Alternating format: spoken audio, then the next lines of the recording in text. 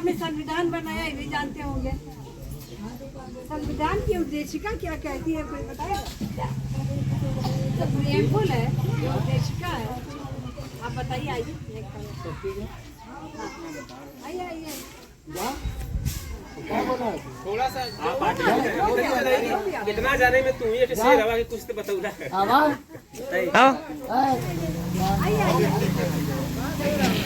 कोई एक लाइन बताइए बाबा साहब के बारे में, या कुछ जो आप जानते हैं वही बोलिए। चाचा कुछ बोल रहे हैं? कुछ देखिए, हम लोग कुछ बोले थे। अच्छा, आपको पढ़ाने सिखाने की बात नहीं है, बात सिर्फ इतनी है कि बाबा साहब का जो संविधान है, उस संविधान को बहुत से लोग भूल गए, हम लोग भी भूल गए। अगर इतने हमले अगर संविधान पे ना हुए होते गत कुछ सालों से कि संविधान को हटाओ, आरक्षण हटाओ, हैं बाबा साहब की प्रतिमा को गिरा रहे हैं, तो शायद हम लोग ने भी दोबारा ना पढ़ा होगा। लेकिन हम लोग भी कई बार अब पढ़ रहे हैं तो उसको समझ रहे हैं, और वो संविधान को हम लोग ये चाहते हैं कि संविधान लागू होना चाहिए।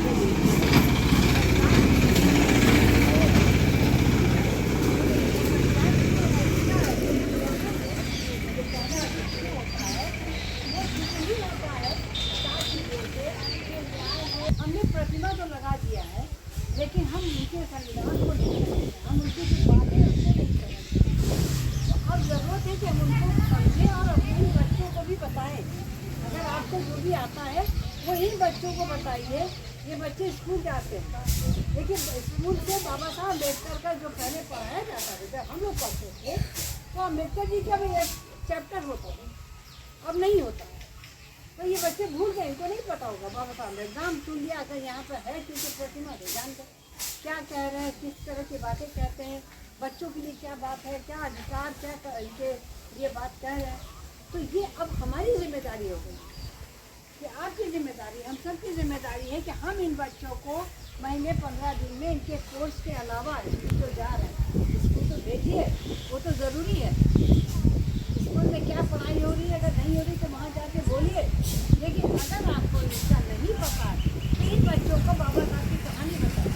आपको यूट्यूब पर कहानी मिल जाएगी, आपको यूट्यूब पे आप जो रील देखते रहते हैं उसको मत देखिए, बाबा साहब का नाम डाल दीजिए, देखिए दुनिया भर की कहानियाँ उसकी आ जाएगी, उसको पढ़िए, उसको सुनेंगे।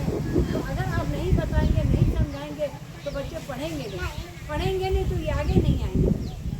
तो इसमें ज़रूरत है कि हम संविधान को समझें और अपने समुदाय में इनके बच्चों को और अपने लोगों के बीच में, परिवार में जो लड़कियां हैं, जो बहनें हैं, जो महिलाएं हैं, उनको बताएं।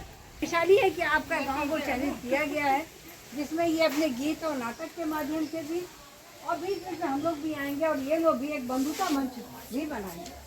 बंधुता मंच जो इसके बारे में, बंधुता के बारे में बाबा साहब ने कहा कि समाज में बंधुता भाईचारा रहना चाहिए। अगर भाईचारा नहीं रहेगा, बंधुता नहीं रहेगी, तो हमारा समाज बिखर जाएगा, कोई भी आकर के हमारे पर हमला करेगा। तो वो भाईचारा कैसे बनेगा? एक तो ये कि ये लोग यहाँ पे आप लोगों में जो युवा साथी हैं, ये लोग भी बच्चों का एक बाल बंधुता मंच बनाएंगे, खेल कूद के जरिए, नाटक के जरिए, गीत के जरिए, कि आपस में लड़ाई झगड़ा नहीं करना।